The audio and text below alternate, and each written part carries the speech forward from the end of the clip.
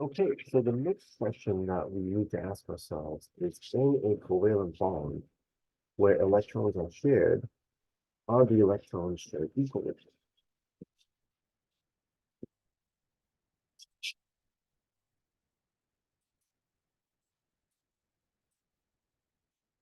Okay, so when we use the term sharing, that by default usually means that there's an equal distribution of things.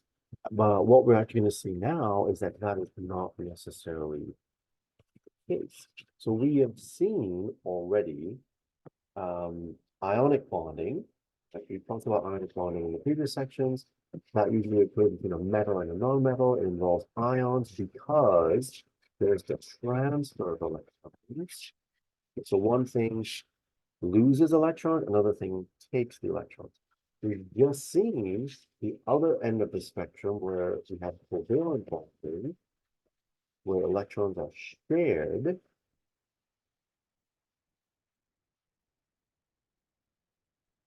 instead of being transferred.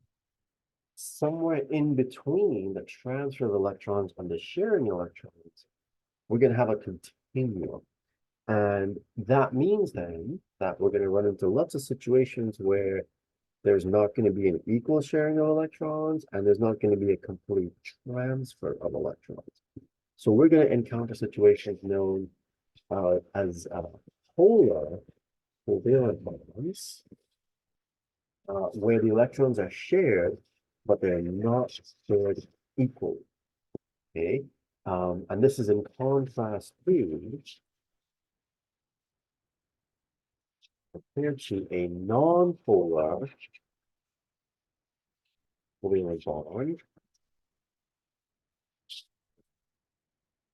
where there is an equal sharing. We'll see how we can differentiate between them here in a second. So, in a pure covalent bond, we have the equal sharing of electrons. Look at the other end of the spectrum. And an ionic bond, we actually have four charges because electrons are transferred from the metal to the non-metal. And then in between, we have this huge region here, we want to polar covalent bonds. So polar covalent means that we don't have full positive or negative charges, but we don't have equal sharing of electrons either. Instead, what we have is an unequal sharing of electrons. And instead of having full positive and negative charges, we have partial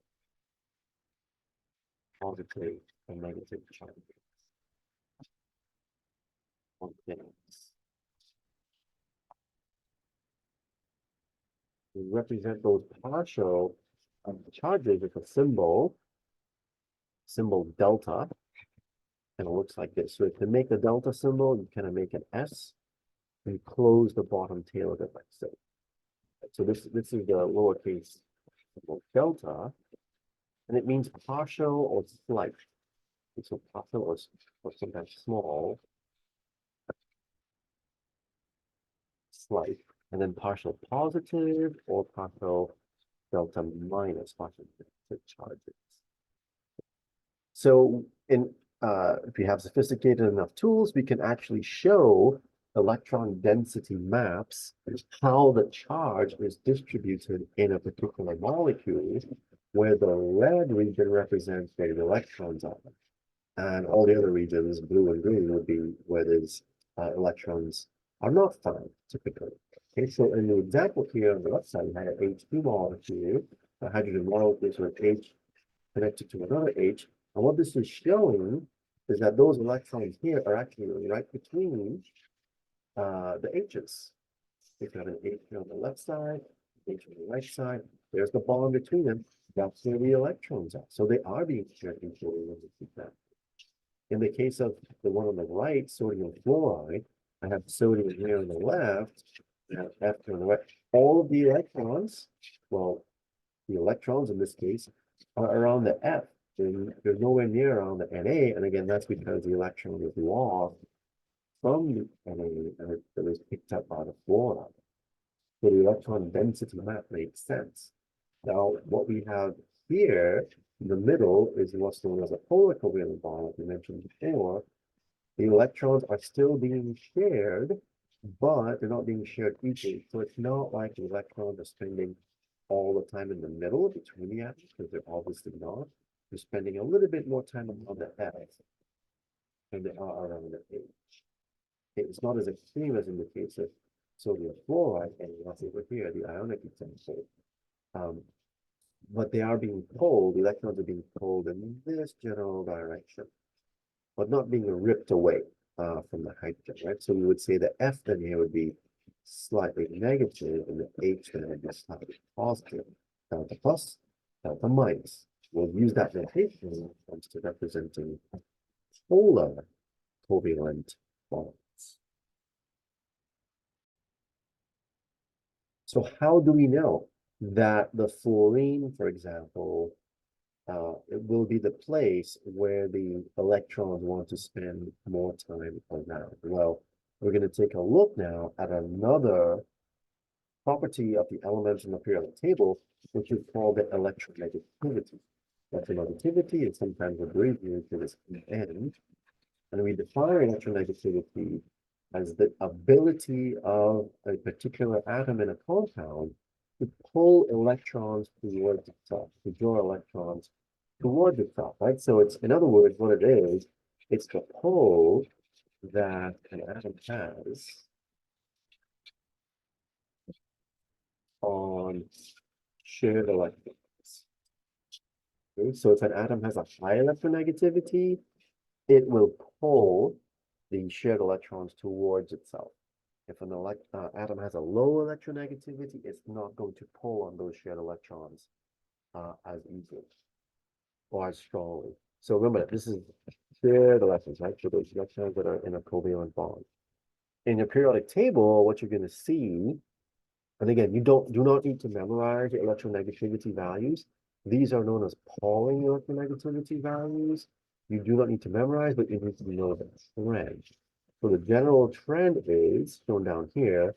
As we go from left to right across the periodic table, electronegativity increases from left to right, and electronegativity increases from bottom to top as we go up a group. Electronegativity increases. So the general trend in electronegativity is that electronegativity increase in this general direction. You see the most electronegative element here is F, fluorine. So the most electronegative, and that most electronegative value is 4.0, highest degree. And the lowest electronegatives are way down the left side. And that should make sense, right? We know that metals are things that don't want electrons, they actually want to give them up.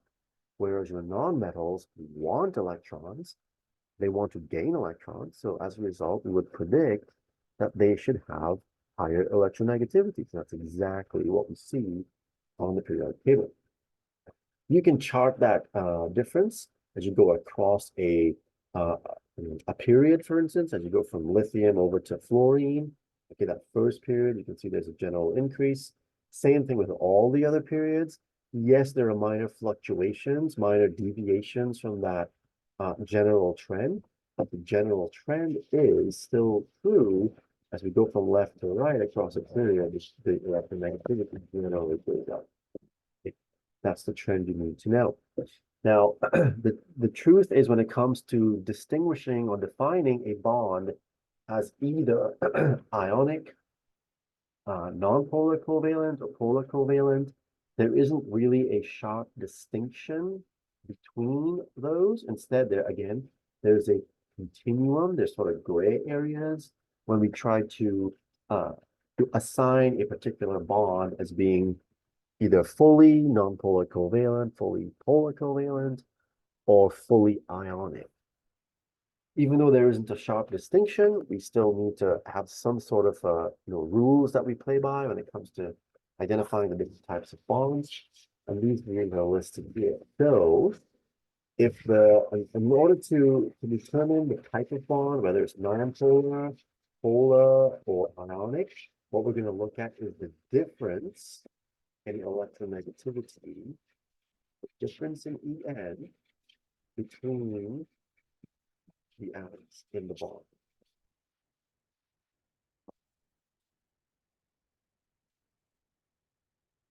Okay, so we're just comparing. We're going to look these up. You don't need to memorize them. They'll either be provided to you or you can look them up very easily. So if the electronegativities differ by less than 0.5, right, that means, in other words, both atoms have very similar electronegativities. Well, that would imply that those electrons are being shared fairly equally. That will be a non-polar covalent bond, right? So if the difference in electronegativity, we represent that with a triangle, that means delta. It's an uppercase symbol for delta. So delta En, whenever you see that delta between change in a difference in something, in this case, difference in electronegativity, if it is less than 0.5, then we say that this is a non-polar covalent.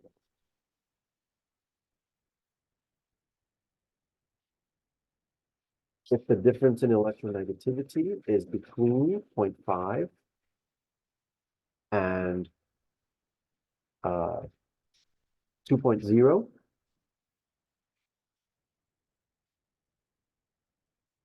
then we say that is a polar covalent bond. So in other words, now one thing is pulling on the electrons more than the other one. So the electrons are going to be spending more time around one atom than another one. And if the difference in electronegativity is so large that it's more than two, well, then one atom is pulling on the electrons so strongly that it's just ripping them away and it's taking them for itself. So now we have ions present. So then this would be an ionic bond. Right, we talked about this in the last section. Now we're going to be focusing polar versus non-polar covalent. So let's take a look at a couple examples. And we will, let's see, we'll do a couple of these here just to illustrate the point. So let's say I have the bond between hydrogen, a bond between, let's do carbon and carbon and fluorine. Let's do that one. A bond between carbon and another. Okay. So if I look at these individual bonds, all I need to look up now are their electronegativity values. And when you have your functions and stuff like that, have these, go ahead, look them up and just put the numbers right above them. For carbon, you'll probably memorize this. This will stick in your brain actually because you see it so many times. Carbon is 2.4.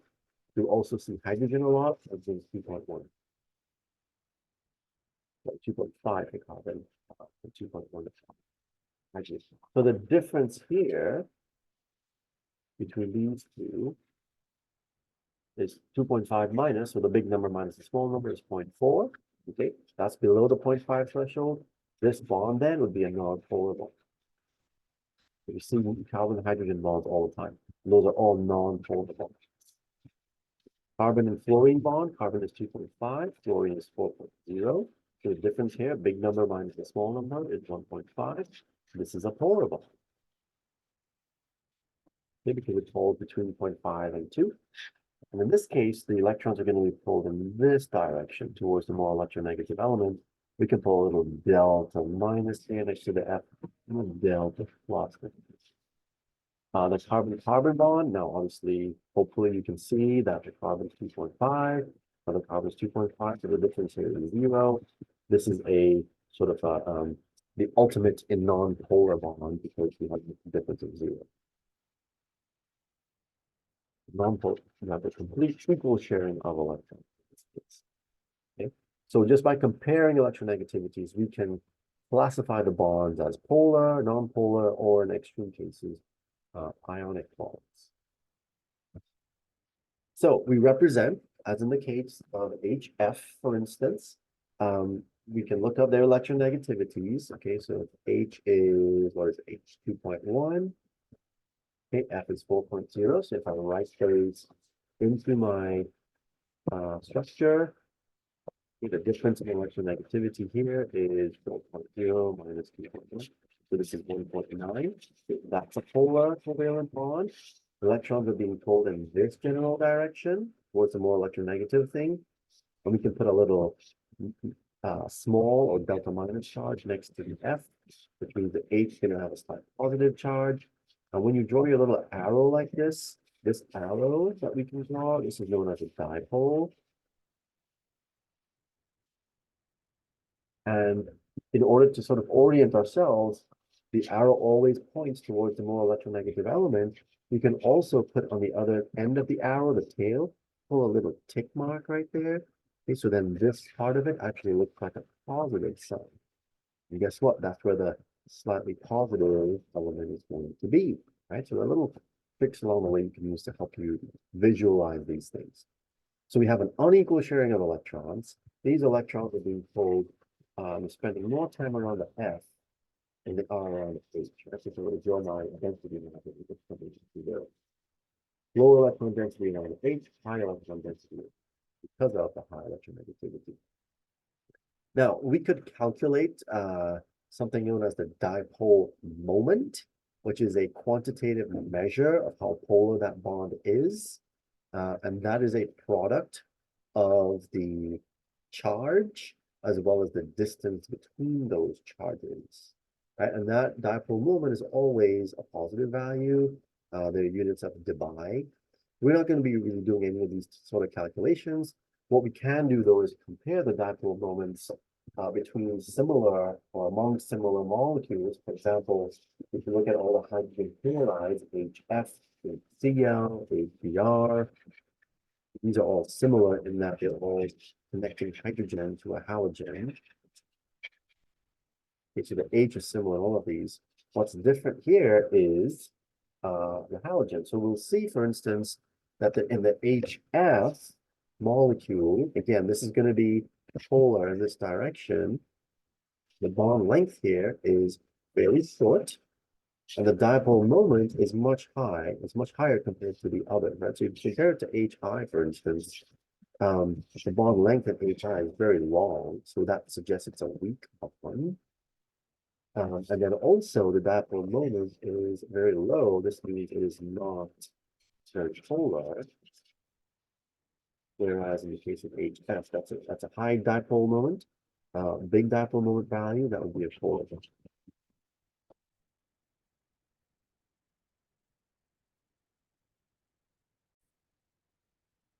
So as we mentioned before, the whole idea of bonding is more of a continuum from equal sharing of electrons all the way through to ionic bonds. And you'll often see that continuum being represented in a chart that looks like this, which plots the percent ionic character on the y-axis versus the difference in electronegativity on the x-axis, right? And what you'll generally see here is that there's a trend line that kind of goes in this general direction. I would draw a line of best fit. And what we can conclude from this is as the difference in electronegativity increases, the percent ionic character increases as well. Okay, and that can make sense. We've already talked about why this is, but now we're actually seeing it in a graphical form. Okay, so as the differences in electronegativity increase, that means one element is pulling on the electrons with greater strength. There's more chance that it's going to rip those electrons away, keep it for itself, and as a result, we end up with ions. The truth is, though, right, we have different levels of ionic character, different levels of polar versus non-polar bonds, and they all can be found when they fall on this continuum that we can see. So as a comparison, if I look at IBr down here at the bottom, I compare that to, let's say, potassium fluoride. That's what state goes out at IBr. And I have KF. If I now look up those electronegativity values, we know fluorine is 4.0. If I look at the electronegativity value for potassium, for K, right, potassium is, let's see, it is 0.8. So if I plug that into my simple calculation, it just gives a difference in electronegativity of 3.2. This would be closer to the ionic, as you know, that's an ionic concept. A large percent ionic character. If I look at IBR, okay, iodine and bromine, there's iodine, it's 2.5, bromine is 2.8. So they're very, very, very close to each other in electronegativity. 2.5 and 2.8. So the difference here is 0.3, right? So this would be considered a non-polar covalent,